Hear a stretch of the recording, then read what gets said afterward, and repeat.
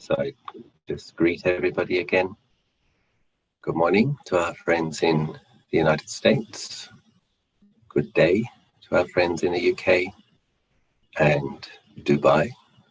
Good evening to our friends in Thailand, Malaysia, Indonesia, Japan.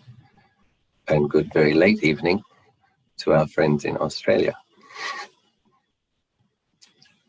Daylight saving time in Australia meant that it's even later. There was a suggestion that I talk about rainy season retreats and the Kathina, just because we have bhikkhus in Thailand, all around the world. Samaneris have done a 3-month rains retreat. And so as a bit of historical background, in the time of the Buddha, well, India, similar to Thailand, Malaysia, Indonesia, has a monsoon.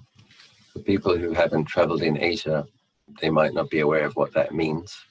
It means that it's very wet, so it rains often.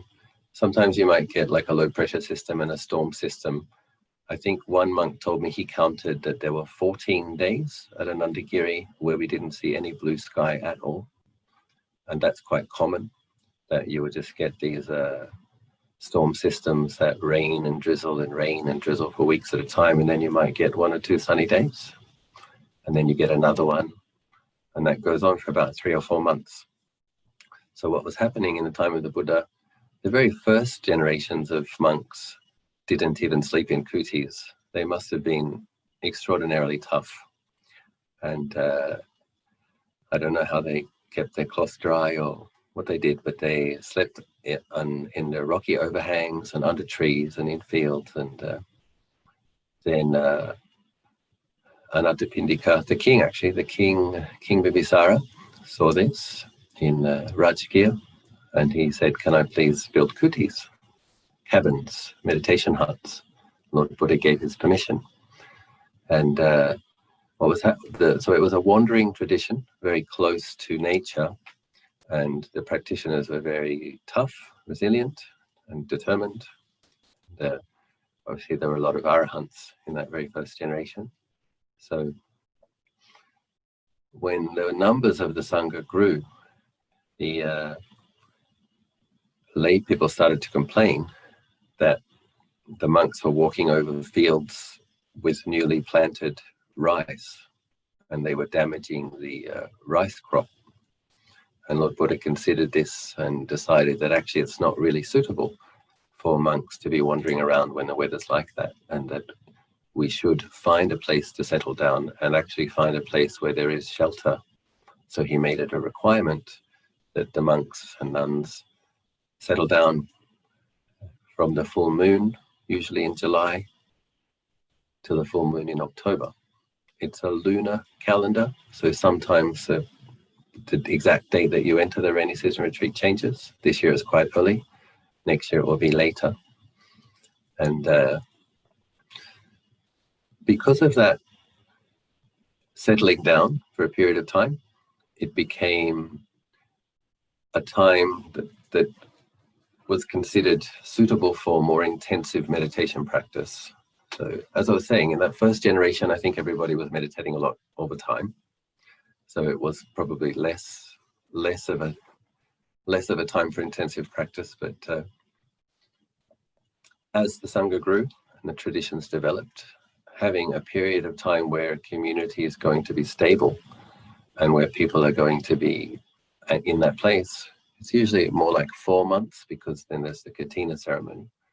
So you would stay, and I'll talk a little bit about that later. You stay until the Kathina Ceremony is concluded. So we just finished our 3-month retreat. And I think there's been studies done on trying to change habits and how long it actually takes to establish a new skillful habit. And the pansa time is very, very helpful, because what happens in Thailand is there's this culture of setting determinations. Many lay people, because aware that the monks will be increasing their efforts. A lot of monks will take on additional practices. Maybe they will determine that they will sit for a minimum number of hours, walk for a minimum number of hours, brush up on certain chants, learn a particular chant. That's a kind of normal practice. So all the monks will look at their practice, what needs a bit of work, what needs a bit of increasing, what needs brushing up, and we'll make some resolutions. It's a bit like a New Year's resolution, but we make our rainy season resolution or determination, make a determination, an adhitthana, about what practices we would do, additional practices. So because many monks are doing that, the lay people also do it. So lay people who don't keep precepts strictly, for example, might decide that they won't drink alcohol for that 3-month period. And it's very skillful.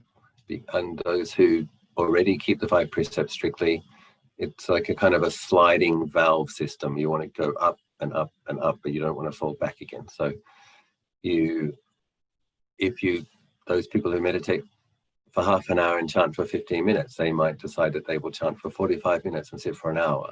Or they might increase. Those people who have not yet begun a sitting practice or a chanting practice will make a resolution that they will chant every day during that 3-month period. Other people make a resolution that on top of their chanting, they will add a sitting. And people who chant and sit every day might add an extra session. And then anybody who comes to Anandagiri in that month before the rainy season, many people know now that I will be putting them on the spot and asking them, how much do you chant? How much do you sit? Are you regular? And I usually get them to promise to increase their efforts. Because once they've promised to a monk, they are more likely to keep it. And then of course I try to encourage people after the 3-month period to notice, is their mind more bright from doing more regular practice, more consistent practice? Is their mind brighter? Is it more peaceful? Is it less reactive? Are there more wholesome qualities? Then seeing the benefits after 3 months period, not everybody, but a good number of people realize that actually they can sustain that particular effort and keep it up. So what starts as a 3-month commitment becomes something that many people commit to indefinitely as an ongoing practice. So it's a good time, maybe next year, I'll remind people. But since New Year's is coming before entering the Pansa next year, maybe at New Year's time, we'll have a setting practice resolutions for next year.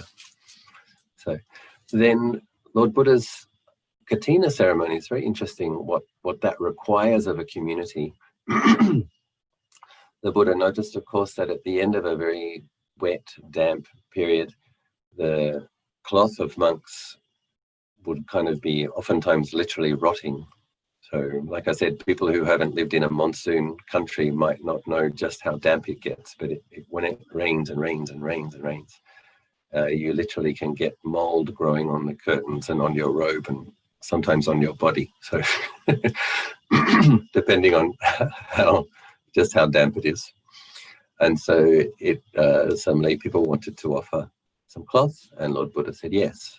There is a most suitable time to offer cloth is after this 3-month retreat, because many monks are in need of a new robe.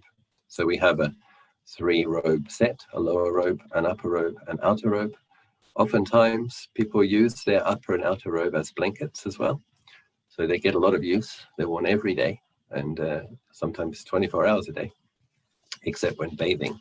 So they get a lot of use and they do wear out and they tear.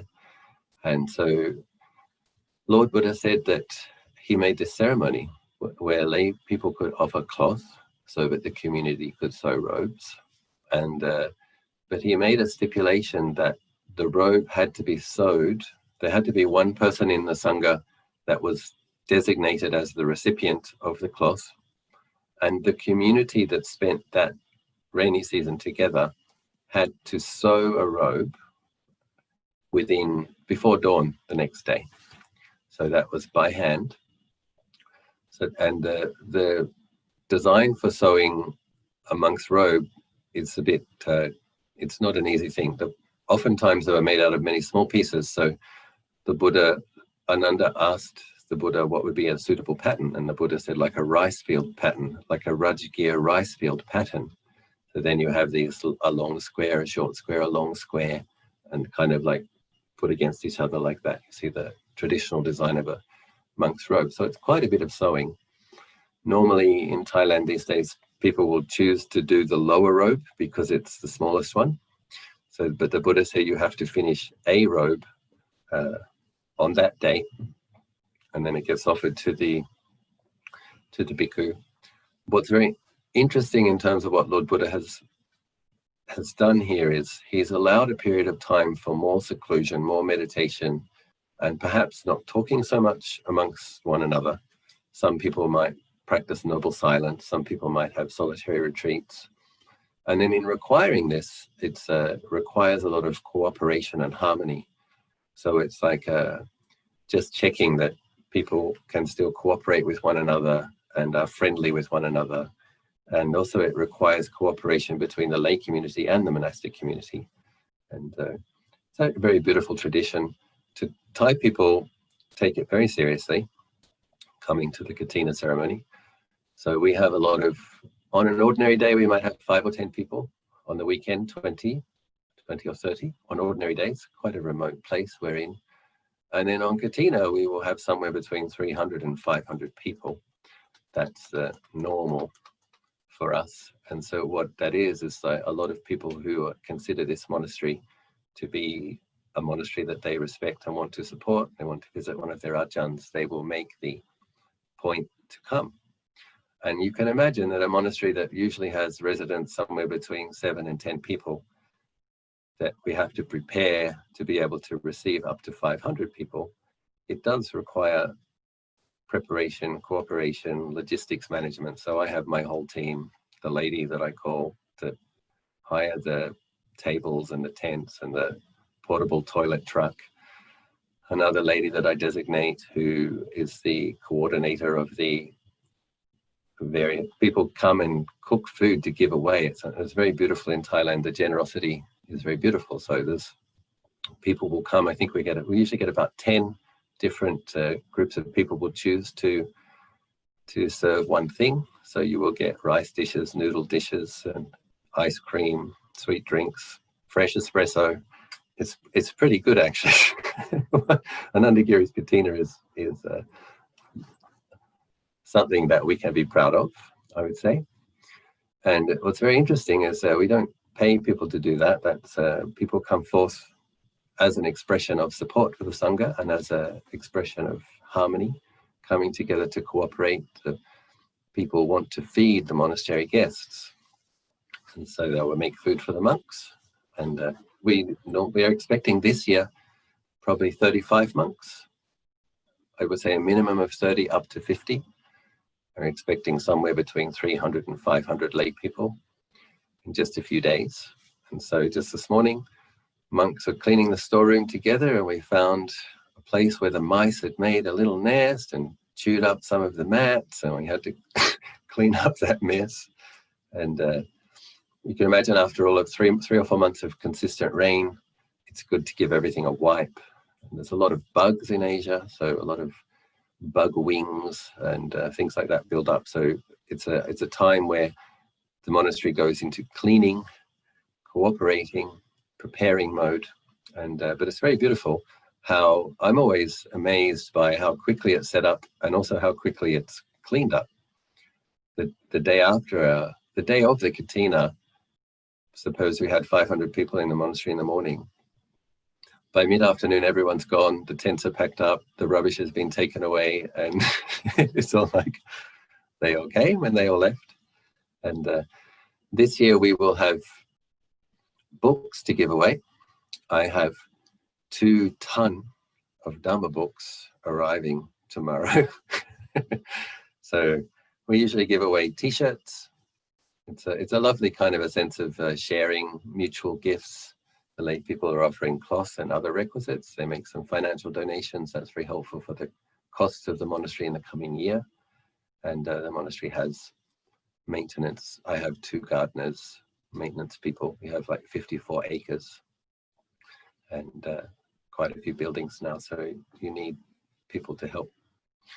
So those kind of things pay for the maintenance, and many people will notice you come to a forest monastery, it's usually in good order, clean, tidy, and well taken care of.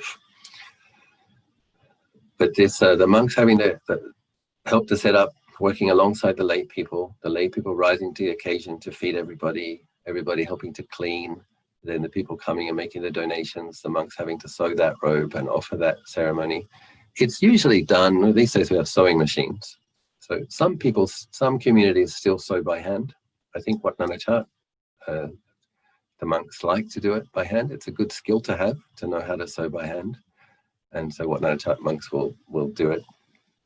The Kathina actually was a certain type of frame, a wooden frame. That's what Kathina means. And the cloth was kind of strung on the edges of the frame. And some monks on this side and some monks on the other side, as the needle went through, sewing on the Kathina frame, sewing the robe together. So very much a communal activity. But these days we have a good sewing machine here. It's quite strange. When I first came to Anandagiri, when we were literally in grass kutis and our main hall was a tent in the first 3 months, one lady decided that she wanted to offer me an industrial sewing machine. So this industrial sewing machine turned up. We didn't have electricity. We didn't have a storeroom. I had to store it somewhere else until we had a place to store it. But it goes to show how eager and how supportive Thai people are that the monks have the ability to sew when they need to. So monks have already started to arrive. We got 2 monks from Wat Mapjan, Ajahn Achalo's monastery, arrived 2 days ago. And we will have 2 monks from Wat Nanachat will arrive tomorrow. And most people will arrive on the 17th. And there's a tradition of having Dhamma talks in the evening before the ceremony, so that all of the lay people who have made the effort to come will get some teachings. So as far as I'm aware, I think I have 5 abbots of other monasteries, so 5 other monks around 20 years in seniority. So depending on the level of interest of the lay people, there will be Dhamma talk after Dhamma talk after Dhamma talk. And in northeast Thailand at Wat Nanachat, there are a good number of people that will stay up and listen to Dhamma all night. They're very tough and sincere, and they want to hear the Dhamma from different people. So at that time of year, you imagine you're going to sit and listen to Dhamma talks for 5, 6, 7, 8 hours. If you had some doubts, there might be 1 or 2 things that you've wondered about for years, and sometimes you might forget to ask the question at the right time, or go back home and say, oh, I meant to ask that question, but I forgot. But if you really listen for all those hours, you probably get many of your questions answered if you listen and listen and listen, make some notes. So it's a very beautiful time, and it's a big shift. And I think Lord Buddha intended it that way, that after a period of introspection and quiet, that we test our mindfulness and test our metta. Sometimes more samadhi than mindfulness can result in a sensitive mind that resents. You can have resentment towards impingement. And so it's a very, very good test of your quality of mindfulness. If mindfulness is good, there will be the impingement and there might be unpleasant feelings, but there shouldn't be irritation and aversion arising in response to it. So it's a good time to test, okay, are my spiritual powers balanced? Do I have mindfulness and clear comprehension? Do I have wisdom? Am I able to restrain negative reactions? Am I able to let go of them? And the Brahma Viharas, of course, helping us to keep the mind in a good state. If we have developed our mudita and our metta, when all of these lay people come, we're happy to see them.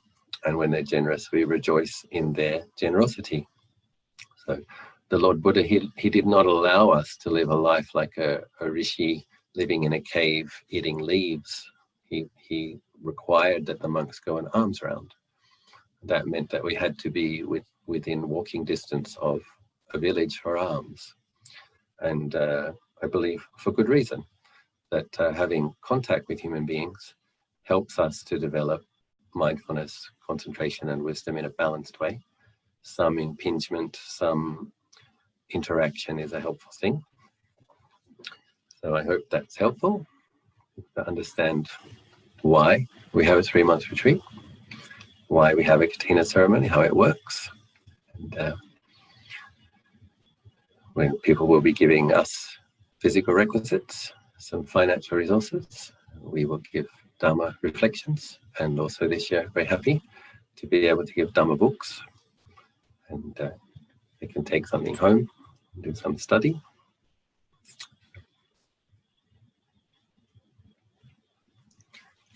Thank you, Prajan. Now, it's definitely a fun event to attend, hopefully next year. Yes, we will notice the absence of a friendly, smiling, high-energy, faithy group of Malaysians.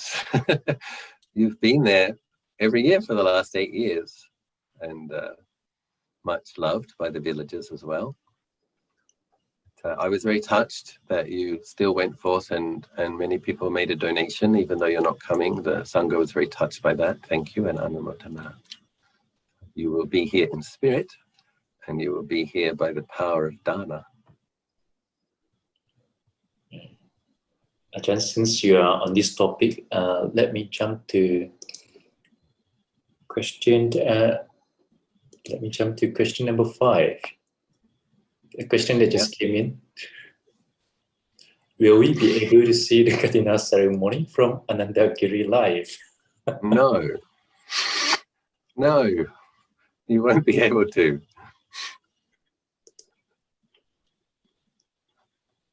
Yeah, I don't think. It needs a I don't think Anandagiri. You will. I'm sure what Mark John's was live, and I think what Nana Chat's probably was as well.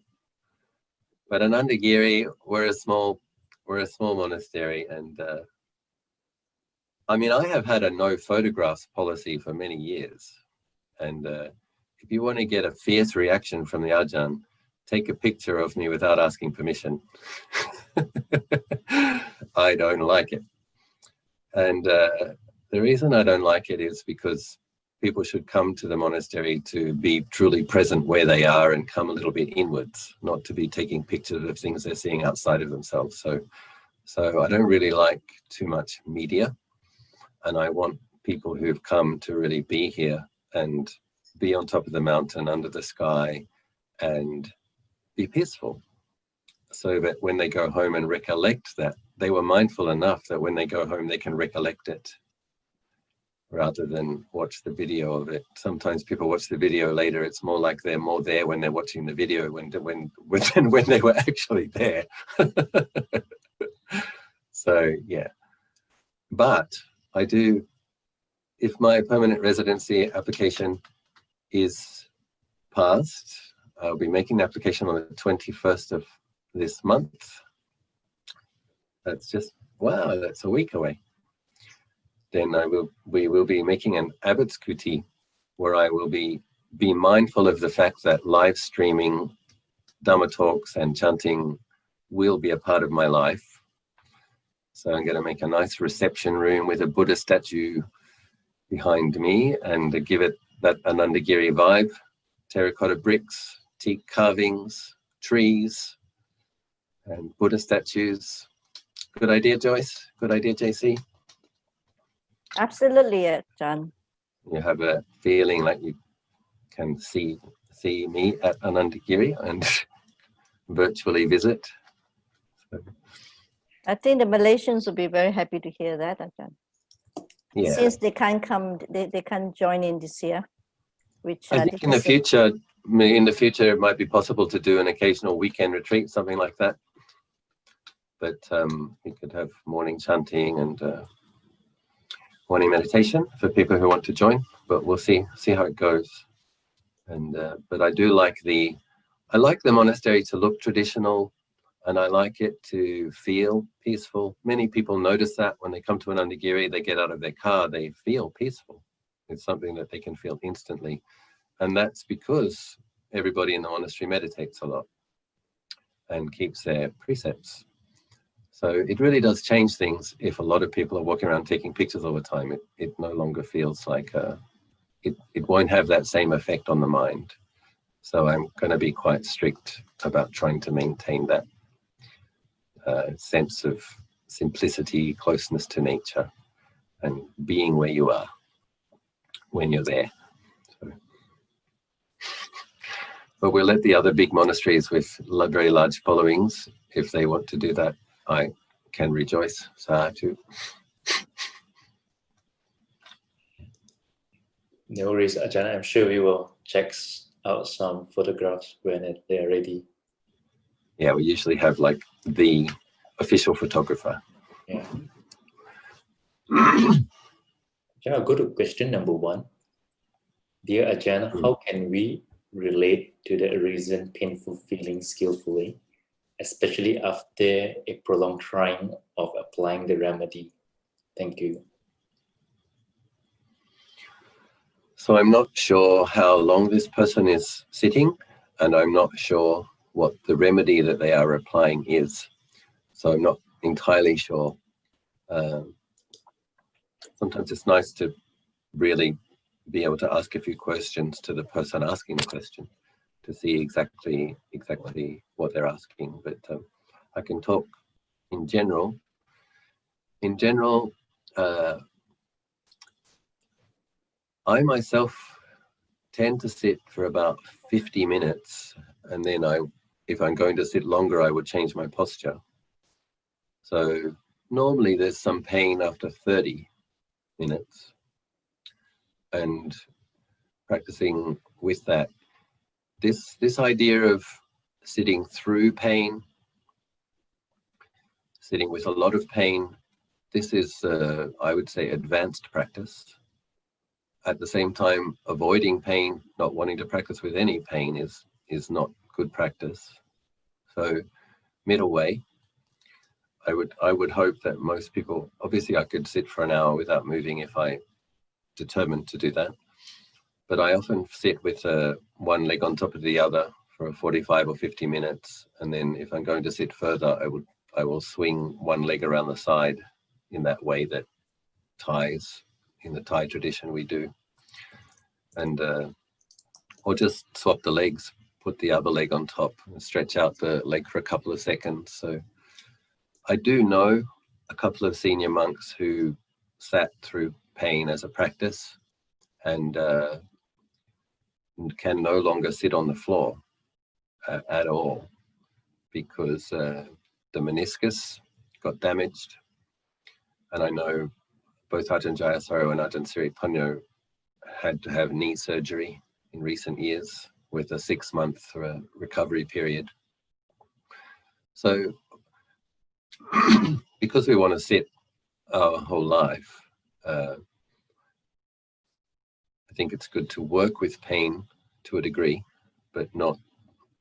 Most people probably don't really have the spiritual powers to do the sitting all night in one posture without changing positions practice. Certainly some monks try to do that sometimes, monks and nuns. So we have to think in terms of middle way. Practicing with pain is very fruitful and very helpful.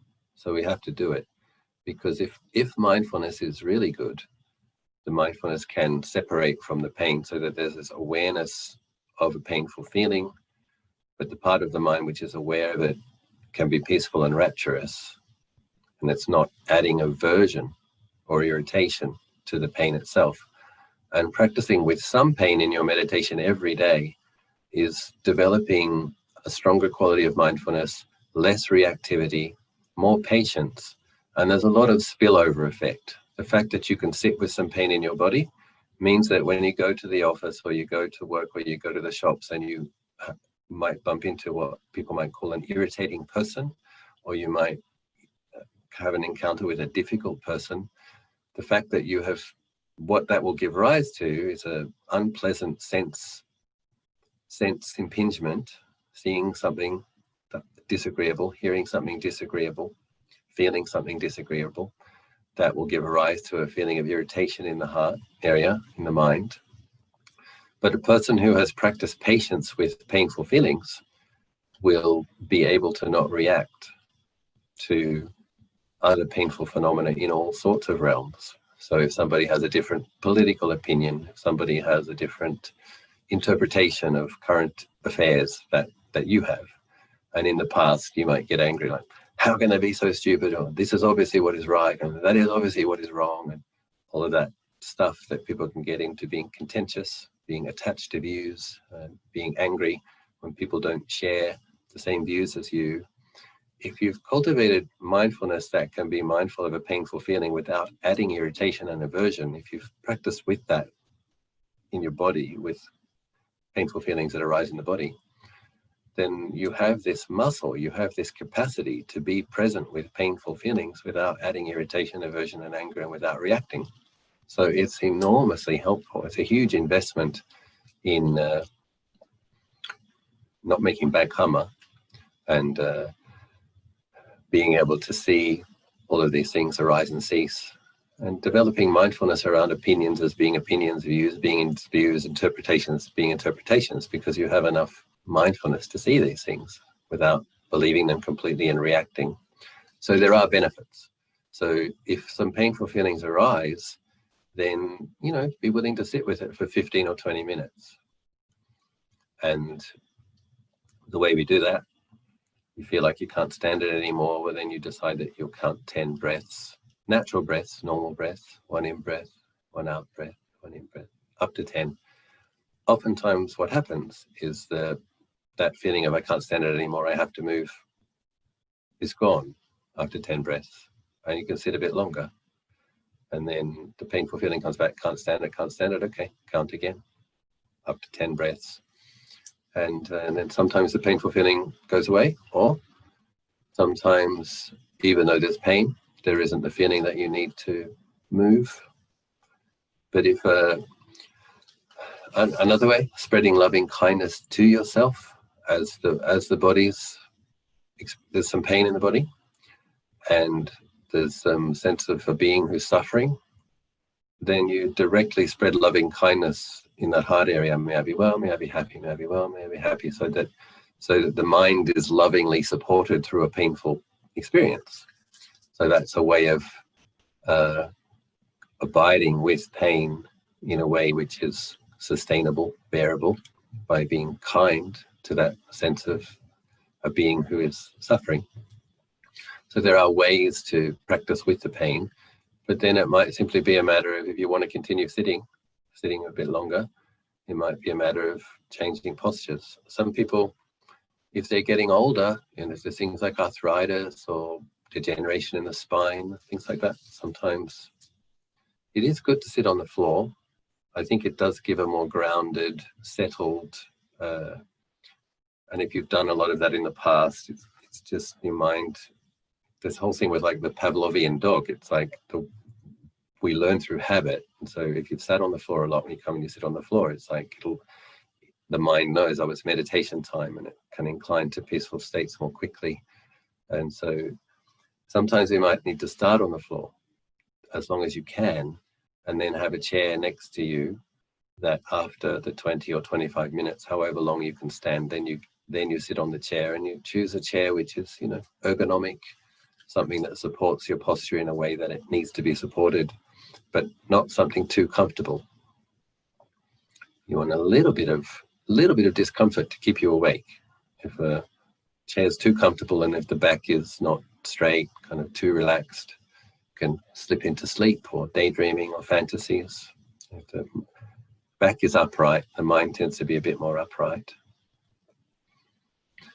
So yes, counting when we get to the pain, but a lot of it is the right kind of equipment. So for myself, I really have found that a fairly small but very firm round pillow under the back part of my bottom really takes away a lot of shoulder and knee pain, just from having experimented with what works. Like when I've done my 10 hours a day of meditation in Bodh Gaya, 4 sessions of 2.5 hours, this is all I've used. 150 rupees, bargain. And I like it so much, I bought it back with me. So But sometimes it's like you might need to put it slightly to the side, or sometimes you put it slightly to the other side. Like you wriggle around a little bit and relieve the pressure or the pain. And so when I was in Bulgaria, I would sit for an hour in one posture and then another 45 minutes in a slightly different posture, and then another 45 minutes in a slightly different posture. So mindfully changing postures and sitting a bit longer. But if people need to sit in a chair after a while, it's okay. It's okay. You don't want to develop a lot of aversion to the idea of meditating if you know every time you meditate, it's just going to be a lot of pain. So middle way. Work with it. My sense for the middle way is a firm and gentle and consistent working at your edge. So increasing your capacity a little bit, and then a little bit more, and then a little bit more. And that's harder to do, but I trust it more than trying to be heroic for a weekend and going back to your old habits on Monday.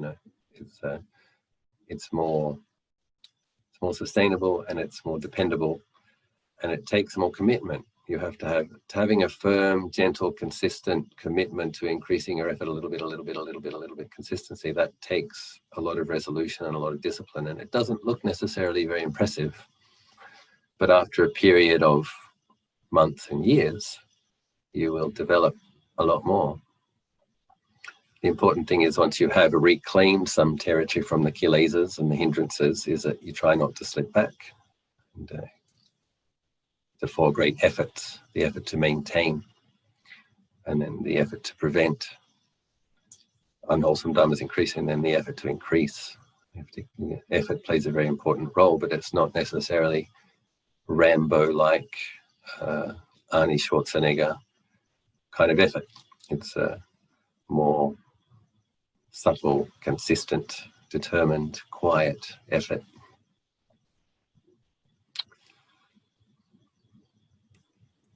Thank you, Ajahn. Ajahn, question number 2 is the follow-up from your sharing about shaking the mud of lotus. Right. What's the wholesome way to go with the flow of impending conditional events in maintaining peace and calm within? Thank you. So just to give people a bit of background I wrote a short journal entry recently about my experience of the permanent residency application process and the various things that I needed to get together for that application, much of which I didn't find pleasant. So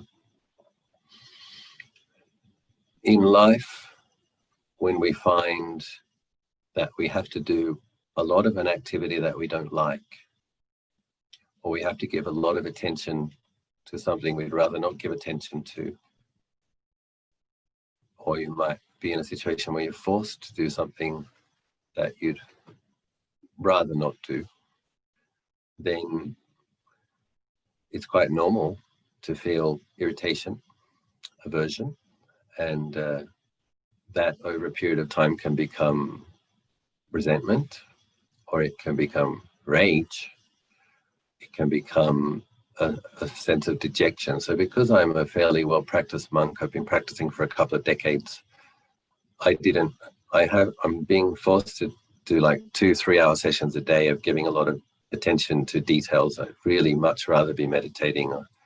A lot of it was being put in a position where I had to present myself as a teacher, a teaching personality, a teaching entity who's contributing in a particular way. It's a bit of kind of marketing, a bit of presenting things in a slightly worldly way.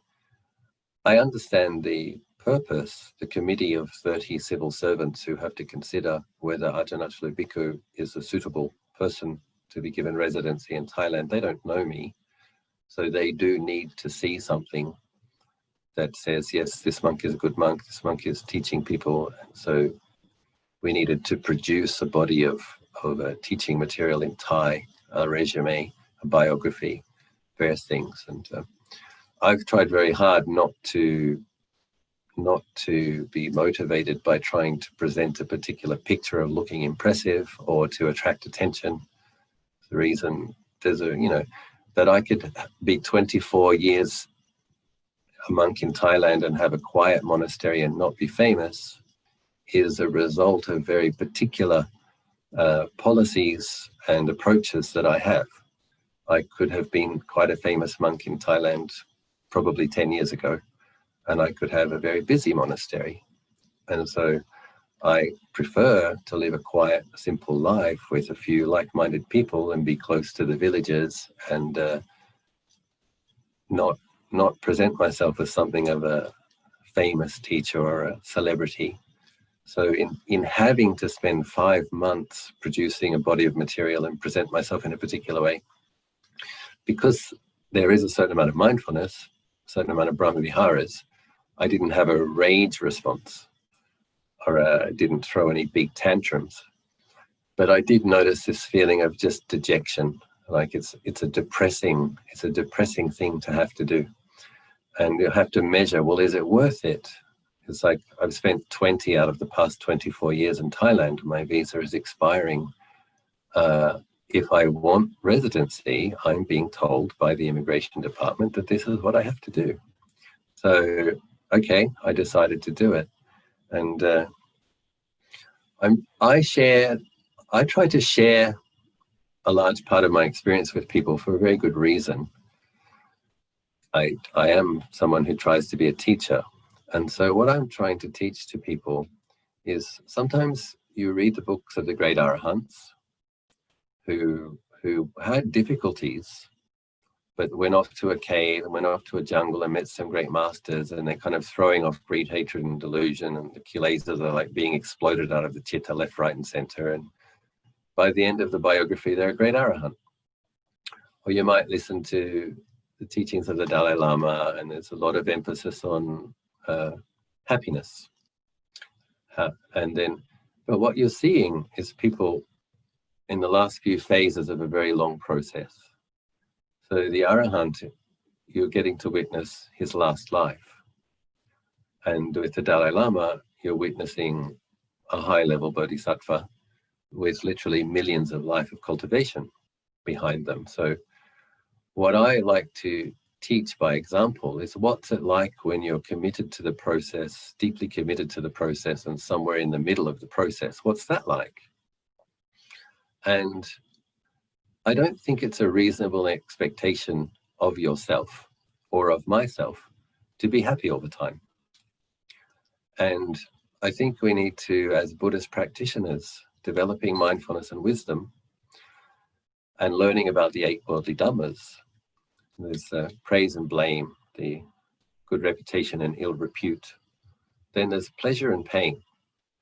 Pleasure and pain is sometimes gain and fortune is the other one. Pleasure and pain is sometimes translated as happiness and misery, the opposite of happiness. And I think that's a more accurate translation. It's not just pleasure and pain, it's happiness and miserableness. 10,000 joys, 10,000 sorrows. Welcome to the human realm. So we all have periods in our lives where some karma is ripening or some challenging things occur, and it's not reasonable to expect of yourself to maintain perfect equilibrium and happiness. But the question the person is asking is, how do you work with it? When things are really tough, how do you work with it? And so this is what a lot of us have to work with. A lot of us who have big challenges, many of you will have even bigger challenges in your life than I have in mine. For myself, at least there is a way forward, and there are a group of people who are willing and happy to help me. And if I work very, very hard and they work very, very hard, I did work very, very hard and they did work very, very hard. And we were able to get things together in fairly good order. There will be 7 books in 7 months. at the very least, at least at the end of that, I can be proud of the effort, proud of the result. But so what I think what it comes down to is we have to be, one of the reasons we have to be consistent in our practice is so that we can be mindful of a mind which feels dejected or miserable because of the things it's dealing with, without falling into complete depression and despair, or really, really angry. So enough mindfulness and wisdom and metta to be able to bear with it with as much nobility as you can, and with a lot of kindness towards yourself, that this is oftentimes what the human realm is like and what the human experience is about. Practicing with having to give attention to things you'd rather not give attention to, having to do things you'd rather not do, feeling forced to do things. I mean, a lot of people have jobs that they feel they just have to do because they've got to pay the bills. A lot of people have to work very hard to pay the mortgage or support the kids. So how do we approach that in a way where we don't allow the mind to degenerate, and so for myself, it was like, how can you find ways to be willing to do it? And so I thought of my gratitude towards Thai people and the Thai nation, and the suitableness of giving something back in terms of Dhamma books to Thai people as well, in the Thai language as well. So for myself, I found of ways to make what I had to do be worth doing, and found a way to be willing to do it, even though it's unpleasant. And then it's a matter of being kind to yourself if you feel dejected, if the mind isn't happy. We have to be kind to ourselves. So you might need to increase the amount of metta practice. And so you can't always maintain a radiant, happy, perfectly balanced mind. It depends on your karma. It depends how much spiritual practice you've done. Some people can embrace challenges and difficulties. I think Siddhigarbha Bodhisattva, who lives in hell, is possessed of very beautiful qualities, such as unshakable optimism and joyful effort. And Siddhigarbha Bodhisattva, this is like just to show you the extreme of being it being possible to abide with.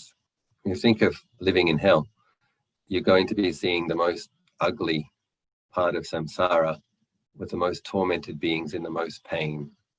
And I asked Ajahn Achalo, he did say that Siddhigarbha really does exist and he really is down there. And I asked him, well, is he affected by the flames? Is he affected by the daggers? He said, no, his samadhi and his metta protects him from that. But Ajahn Achalo said he really respects him because he does live in the most unpleasant and least beautiful part of samsara. And Siddhigarbha's vow is to stay in hell until the gates of hell are closed and nobody can ever go to hell again. So whether or not there will ever be that day, I don't know. But Siddhigarbha Bodhisattva believes that there will be that day. He has unshakable optimism because conscious beings are capable of liberating themselves, becoming arahants or Buddhas. Because there is that potential, Siddhigarbha Bodhisattva focuses on that potential of all beings and trusts that one day they'll get it together and everyone will be liberated. And because he has that unshakable optimism, he has joyful effort that he makes. And so I asked Ajahn Achalo, well, how does it work? Can Siddhigarbha liberate anybody from hell? And he said, yes. If a person has merits as well as the bad karma, Siddhigarbha will seek them out. Ask them if they remember the bad thing they did. Ask them if they feel remorse. That's quite wholesome, you see. Having moral shame, having conscience is wholesome. So the mind of that hell being spreads loving kindness to them while he's asking them this. And then he reminds them of a good deed that they did. Can you remember this good deed that you did? And he uses his psychic powers to help that person recollect the good deed. And so what's happening is, because of the conscience and because of the wholesomeness of feeling a wholesome sense of shame and then recollecting the goodness, that being is able to take a spontaneous rebirth into a more suitable and less painful situation. So it is possible, and that is what that being does. He wanders the alleys and dungeons and abyss to find beings. Sitikaba means earth treasure, so it's finding the treasure under the earth that's buried down there. The good people that made a mistake, or the died in it.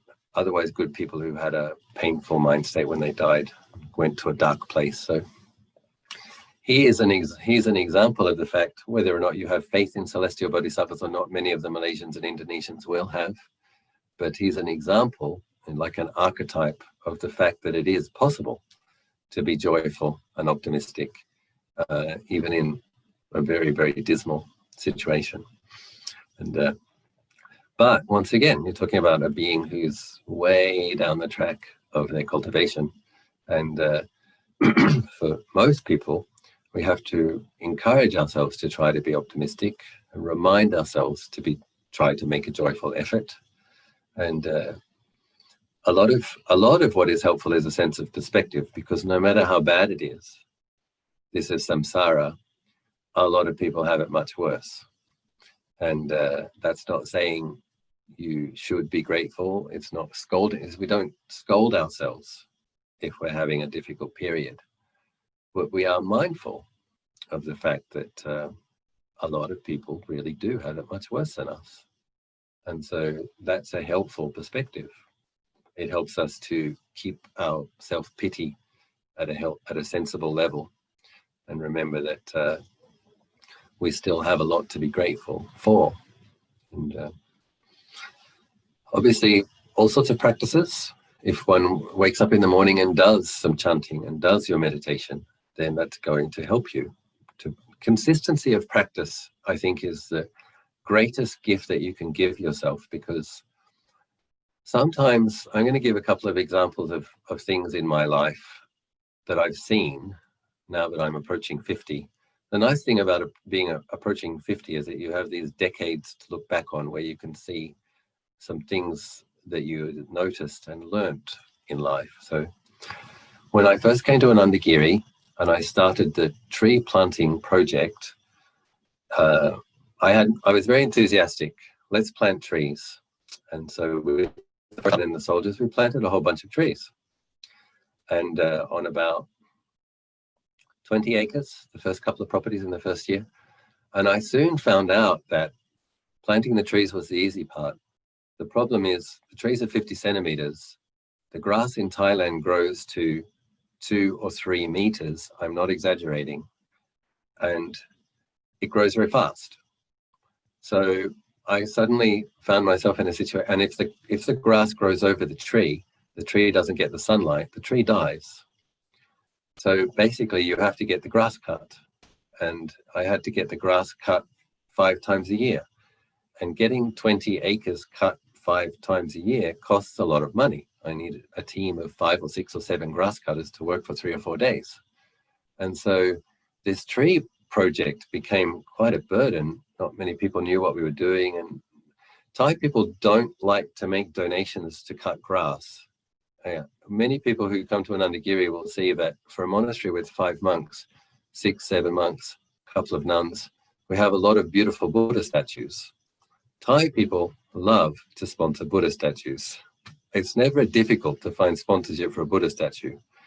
But finding sponsorship to cut the grass so that the trees grow so that the forest monks would have a forest, that was really genuinely hard. So it was an Australian woman by the name of Elizabeth that offered the money to cut the grass for the first 2 years, maybe 3 years. I think on the 4th year, she was like, yeah, well, I don't know if we can keep doing this. And the land got bigger and we planted more trees. And I got back to my challenge, how am I going to find grass cutting? But anyway, I'm going to make some points here. I felt quite depressed about it at times because the trees didn't appear to grow. And sometimes we had to pay a lot of money to get these people to cut the grass, and every single time they would chop down some of the trees. So I have this experience of, I'm having to pay money, having to find money to pay these people to come and chop down the grass, and they're chopping down the trees. And it's a very painful experience. And there is that sense of, this isn't going anywhere. Anyway, what happens? There's another property, there's more tree planting, there's another property, there's more tree planting. The budget for the grass cutting gets more and more. These days, I would like to mention that I'm very happy to report that there is one man in Scotland who listened to one of my talks on the Anandagiri website, and then later on YouTube, and found my website, who now sponsors our grass cutting, the entire costs, and has done for 3 years. Sadhu.